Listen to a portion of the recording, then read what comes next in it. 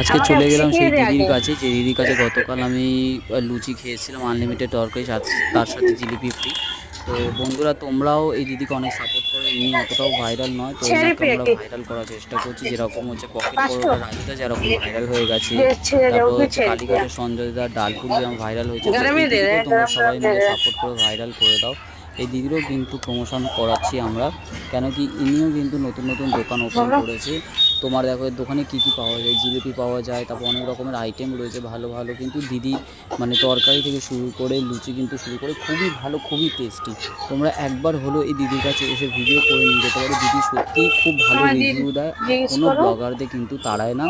সব ব্লগারদের কিন্তু কথা বলে, মানে সব ব্লগারদের সাথেই কিন্তু ইনি কথা বলে। খুব ভালো লাগে এই দিদির সাথে কাজ করে, আমার তো খুবই ভালো লেগেছে। আমি এটা নিয়ে দুবার ওনার রিভিউ নিতে গেছিলাম, কিন্তু উনি আমাকে কিছুই বলেনি। উনি উল্টে আমাকে আবার দুটো লুচিও খাইয়েছে, আবার তরকারিও খাইয়েছে, কিন্তু তার সাথে আবার একটা জিলিপি ফ্রি দিয়েছে। এখন তো আবার মানে এটা একটা কম্বো, লুচি তরকারির সাথে জিলিপি ফ্রি।